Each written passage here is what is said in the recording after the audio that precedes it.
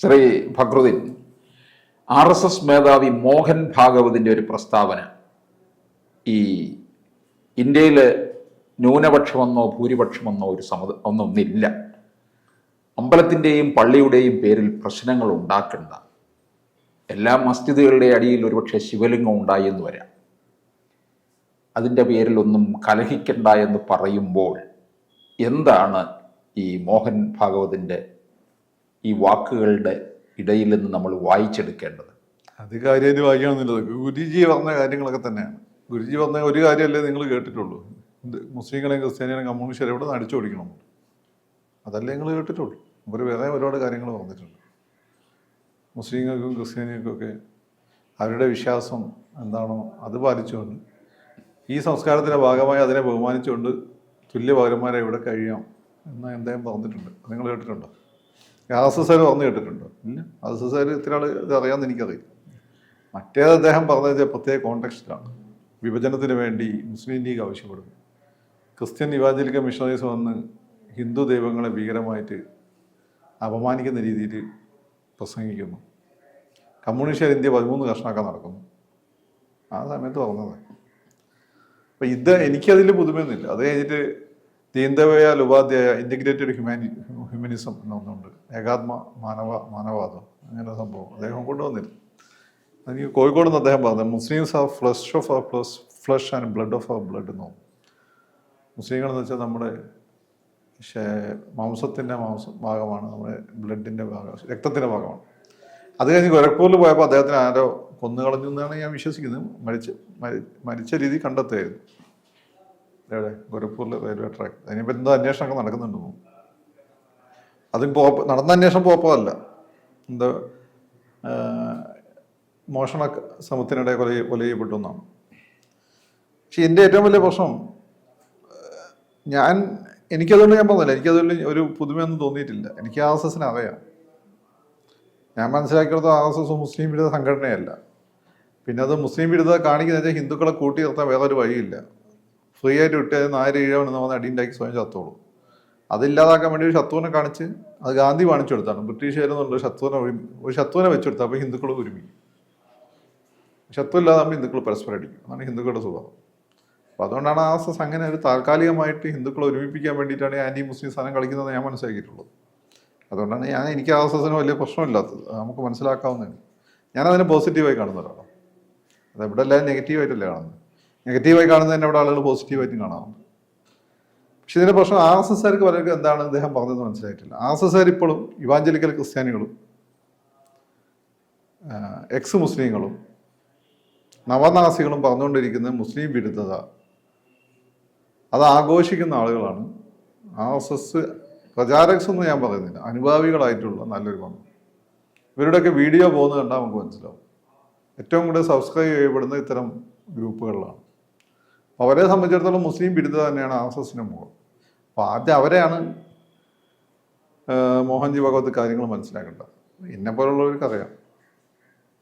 മുസ്ലിം ഇത്തിരി മാത്രം നമ്മളിപ്പം ബൈബിൾ പുതിയ നിയമം വായിച്ച് ഏത് മതഗ്രന്ഥം നിങ്ങൾ എടുത്തു നോക്കിയാലും അതിലെല്ലാം ഒരുപാട് കോൺട്രഡിക്ഷൻ, ഒരുപാട് ഇങ്ങനെയുള്ള പ്രശ്നങ്ങളും കാണാൻ പറ്റും. അന്യമത നിഗ്രഹവും അതും ഇതും എല്ലാം കാണാൻ പറ്റും. അത് ബൈബിൾ പുതിയ നിയമത്തിൽ അങ്ങനെ സാധനമല്ല.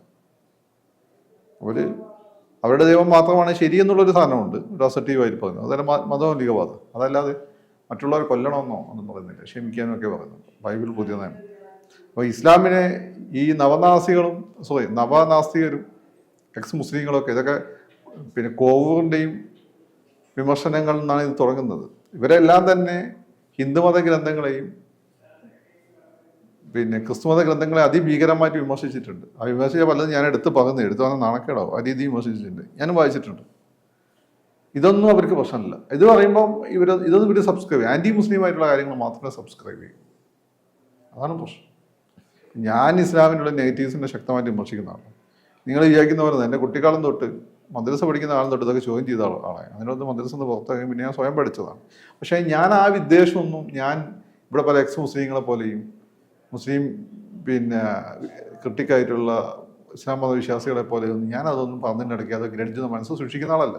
കാരണം എൻ്റെ മതം എന്നോട് പറയുന്നത് ക്ഷമിക്കാൻ വേണ്ടിയിട്ടാണ്. ഞാൻ ജനിച്ചു വളർന്ന എൻ്റെ സംസ്കാരം എന്നോട് പറയുന്നത് ക്ഷമിക്കാൻ വേണ്ടിയിട്ടാണ്. അതറിയാലോ, എൻ്റെ മതം എന്ന് പറഞ്ഞാൽ ഇസ്ലാമും എൻ്റെ സംസ്കാരം എന്ന് പറഞ്ഞാൽ ഇവിടെയുള്ള ഇന്ത്യൻ ഹിന്ദു സംസ്കാരമാണ്. ഇത് എന്നോട് പറയുന്നതാണ്. ഞാനതാണ്, എൻ്റെ കുടുംബത്തിൽ അത് തന്നെയാണ്. അപ്പം ഈ ഇസ്ലാമിനെതിരെയുള്ള വിമർശനം മാത്രം എടുത്തുകൊണ്ട് ഫോക്കസ് ചെയ്തുകൊണ്ട് ഇസ്ലാം വിരുദ്ധമാണ് RSS എന്ന തോന്നലുണ്ടാക്കുന്നത് ഇവിടെയുള്ള സാധാരണക്കാരായിട്ടുള്ള അനുയായികൾ. ഇത് ഞാൻ പ്രചാരകസിനെ പോലും ഞാൻ പറയില്ല, അവർക്ക് കാര്യങ്ങളൊക്കെ അറിയാം താഴെത്തട്ട്. അപ്പോൾ അവരെ അത് ധരിപ്പിക്കുക എന്നുള്ളത് വളരെ ഇമ്പോർട്ടൻ്റ് ആണ്. RSS പോസിറ്റീവായിട്ട് കാര്യങ്ങൾ കാണേണ്ട ഒരു കാര്യം. ആദ്യം നെഗറ്റീവായിട്ടുള്ളൊരു ഔട്ട്ലുക്ക് അതിനുണ്ടായിരുന്നു, അത് സ്വയം ഉണ്ടാക്കാൻ ശ്രമിച്ചിരുന്നു. അതിന് കാരണം എന്ന് വെച്ചാൽ ഹിന്ദുക്കൾ ഒരുമിപ്പിക്കാൻ മറ്റു വഴിയില്ലാത്തതുകൊണ്ടാണ്. ഇന്നിപ്പം ഇന്ത്യ ഭരിക്കുന്ന RSS ആണ്. ലോകത്തെ ഏറ്റവും വലിയ ഇൻ്റലിജൻസ് വിങ് ഒന്ന് RSS ആണ്.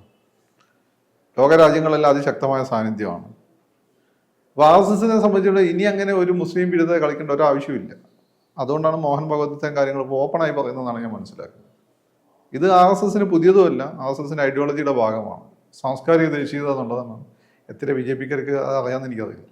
സാംസ്കാരിക ദേശീയത എന്നുള്ളതാണ് RSSകാരുടെ ബേസിക് ആയിട്ടുള്ള ഐഡിയോളജി. അത് ഈ സംസ്കാരത്തെ അംഗീകരിച്ചുകൊണ്ട് നമ്മളെല്ലാം ഇതിൻ്റെ ഭാഗമാണ്. ഇതിനെ അംഗീകരിച്ച് ഇതിൻ്റെ ഭാഗമായിട്ട് ജീവിക്കുക, അതിനെ അപമാനിക്കാതിരിക്കുക. ഇത്തിരി മുസ്ലിങ്ങളെ പറ്റി പറയുന്നുണ്ട്, നമുക്ക് ഗോളുകൾക്ക് പറയുന്നുണ്ട്, നമുക്ക് 3 കോടിയോളം ദൈവങ്ങളുണ്ട്. ആ 3 കോടിയോളം ദൈവങ്ങൾ ഒരാളല്ലേ മതി, നമുക്കെന്ത് ദോഷം? ഇനി കമ്മ്യൂണിസ്റ്റുകാരെ സംബന്ധിച്ചിടത്തോളം സാങ്ക്യ തുടങ്ങിയ ഫിലോസഫീസ് ഇന്ത്യൻ ഭാരതീയ സംസ്കാരത്തിൻ്റെ ഭാഗമാണ്. ഈ ഫിലോസഫി ദൈവത്തെ അംഗീകരിക്കുന്നില്ല. ജൈനിസത്തിൽ ബുദ്ധിസത്തിലൊന്നും ദൈവത്തിന് വലിയ സ്ഥാനമൊന്നുമില്ല. അതുപോലെ കമ്മ്യൂണിസ്റ്റുകാർക്ക് നിൽക്കാം. പക്ഷെ നിങ്ങൾ ഇതിനെ തകർക്കാൻ നിൽക്കരുത്. ഇതിനെ ഒരുമിപ്പിക്കാനും ഇതിനെ ബഹുമാനിക്കാനും നിങ്ങൾക്ക് അറിഞ്ഞിരിക്കണം. അത്രയോ പറയുന്നുള്ളൂ. അപ്പം ഈ ഹിന്ദുത്വ തീവ്ര നിലപാടിൽ നിൽക്കുന്ന ഈ RSSലുള്ള അണികളൊക്കെ ഉണ്ടല്ലോ, അല്ലെങ്കിൽ BJPയിലുള്ളവരും, അവര് ഈ മോഹൻ ഭാഗവതിന്റെ വാക്കുകളെ അതിന്റെ മുഖവിലേക്ക് എടുക്കും. അത് സാവകാശം എടുത്തേ പറ്റുള്ളൂ. സാവകാശം അല്ലെങ്കിൽ അടുത്ത അത്തരം വിഭാഗങ്ങളെ RSS തള്ളിക്കളയും. അങ്ങനെ പലരും അവർ തള്ളിക്കളിച്ചിട്ടുണ്ട്. ശ്രീരാമസേന ഈ വാലന്റൈൻസ് ഡേ ആഘോഷിച്ച് ബാംഗ്ലൂരിൽ പിള്ളേരെ അടിച്ചില്ലായിരുന്നു. അത് ശ്രീരാമസേന, അവർ RSS എന്നല്ല. നാഥുറാം വിനായക് ഗോഡ്സെ, അയാൾ 34 RSSന് തീവ്രത പോരാൻ തന്നെ RSS വിട്ടുപോയ ആളാണ്. അയാൾ ഗാന്ധിയെ കൊല്ലുന്ന സമയത്ത് ഹിന്ദു മഹാസഭയുടെ നേതാവായിരുന്നു. മനസ്സിലായി? അപ്പം അങ്ങനെയുള്ള ആളുകൾക്കൊന്നും RSSൽ ഒരു വലിയ സ്ഥാനം ഉണ്ടാവുമെന്ന് എനിക്ക് തോന്നുന്നില്ല. അപ്പം ഞാൻ RSSനെ കാണുന്നത് എന്താണെന്ന് വെച്ചാൽ, ഈ RSS ഈ ലോകത്ത് ഈ നമ്മളിപ്പോൾ പറയുന്ന എടുത്തതിൽ നവീന ശിലായുഗം തൊട്ടിട്ട് ഉണ്ടായി വന്നിട്ടുള്ള വിശ്വാസങ്ങളുടെയും ജീവിത രീതികളുടെയും ഒരുപാട് തുരുത്തുകൾ ലോകത്തിൻ്റെ പല ഭാഗത്തുണ്ടായിരുന്നു. ഇന്നിപ്പോൾ അതിൽ വളരെ ചുരുക്കം അവശേഷിക്കുന്നു. അതിൽ 2 മാത്രമാണ് പ്രധാനമായിട്ട്, 3 India, Chinese and this place Japan. ഈ 3 സ്ഥലത്താണ് പ്രധാനമായിട്ട് അത് നിൽക്കുന്നുള്ളൂ. ബാക്കി എല്ലാ സ്ഥലത്തും ഈ സെമറ്റിക് മതങ്ങൾ, അതായത് ക്രിസ്തു മതം, ജൂതമതക്കാർ പിന്നാളെ കൂട്ടുന്ന ഒരാളില്ലാത്തതുകൊണ്ട് നമുക്ക് വിടാം. ഇസ്ലാം മതം, ഇവർ വന്ന് ഒന്നെങ്കിൽ ആയുധം ഉപയോഗിച്ചിട്ട് അല്ലെങ്കിൽ കച്ചവടത്തിലൂടെ അല്ലെങ്കിൽ വേറെ ഏത് സമാധാനപരമായ രീതിയിൽ സ്വാധീനിച്ച് ഈ വിശ്വാസങ്ങളെല്ലാം ഏറ്റെടുത്ത് അവരുടെ വിശ്വാസമാക്കി മാറ്റിയിട്ടുണ്ട്, അല്ലെങ്കിൽ അത് നശിപ്പിച്ചിട്ടുണ്ട്. നമുക്കറിയാലോ. അങ്ങനെ ഈ ഏറ്റവും പൗരാണികമായിട്ട് വിശ്വാസങ്ങൾ നിലനിൽക്കുന്ന 3 പ്രദേശങ്ങൾ, ഏറ്റവും അതിന് ശക്തിയുള്ള പ്രദേശം ഇന്ത്യയാണ്. പക്ഷേ നമ്മളിങ്ങനെ രഞ്ജിത്ത് ഏതോ സിനിമയുടെ എഴുതി വെച്ച ഡയലോഗ് പോലെ ഈ 4 ഭാഗം തുറന്നിട്ടിരിക്കുന്ന ഇന്ത്യ എന്നുള്ള രാജ്യത്തേക്ക് കയറി വരാൻ എളുപ്പമാണ്. നമ്മളിങ്ങനെ വളരെ സാത്വികരായിരുന്ന അവർ വന്നിട്ട് ഇവിടെ എന്ത് ചെയ്യും, കൂടുതൽ ഈ ബാക്കിയുള്ള ഹിന്ദുക്കളെയും കൂടി ക്രിസ്ത്യാനിയോ മുസ്ലിമാവും. സൗകര്യം കിട്ടിയാലൊക്കെ ചെയ്യും. ഈ സെമറ്റിക് മതങ്ങൾക്ക് അങ്ങനെ സ്വഭാവമുണ്ട്. അപ്പം അങ്ങനെ ഈ ഓരോരോ ഘട്ടത്തിൽ നിങ്ങൾ ഇന്ത്യയുടെ ചരിത്രം എടുത്ത് ഇങ്ങനെ വലിയ വലിയ അധിനിവേശങ്ങൾ ഇന്ത്യനെ നമ്മുടെ ഈ സംസ്കാരത്തെ രക്ഷിക്കാൻ ആരെങ്കിലുമൊക്കെ വന്നിട്ടുണ്ടാവും. ഇപ്പം ലോകത്തെ മൊത്തം പിടിച്ചൊരു ഭീകരാക്രമണം മംഗോളിയൻസിൻ്റെ. അന്ന് അതിനെ തടഞ്ഞു നിർത്താൻ വേണ്ടി ഇവിടെ ശക്തനായിട്ടുള്ള ഒരു രാജാവ് ഉണ്ടായിരുന്നു. അയാളും ഇന്ത്യക്കാരനായിരുന്നില്ല. തുർക്കിയിൽ നിന്ന് ഇവിടെ വന്ന് താമസിച്ച് സാമ്രാജ്യം സ്ഥാപിച്ച കുടുംബത്തിൽപ്പെട്ട ആളാണ്. അയാളുടെ പേരാണ് ഗിൽജി, അലാവുദ്ദീൻ ഗിൽജി. അയാളാണ് അങ്ങേരെ ഒടിച്ചു വിട്ടത്. അങ്ങനെ ഓരോ സമയത്തും വലിയ വിപത്തുകളിൽ നിന്ന്, അതുപോലെ തന്നെ ഈ മുസ്ലിം ആധിപത്യം ഇന്ത്യ ഉണ്ടായിരുന്ന സമയത്ത് അതിശക്തമായിട്ടുള്ള മതപരിവർത്തനമായി മുന്നോട്ട് പോകണമെന്ന് പറഞ്ഞ ആളുകളുണ്ടായിരുന്നു. അവരെയൊക്കെ നിലക്ക് നിർത്താൻ പറ്റിയ ചില രാജാക്കന്മാരുണ്ടായിരുന്നു. അക്ബർ, ഒരു പരിധിവരെ ജഹാംഗീർ, ഷാജഹാൻ. അപ്പം അതുകൊണ്ട് തന്നെയാണ് ഈ ഇത്രയും കാലം മുസ്ലിങ്ങളെ ഭരിച്ചിട്ട് ഈ രാജ്യം പൂർണ്ണമായി ഇസ്ലാമികവൽക്കരിക്കപ്പെടാത്തത്.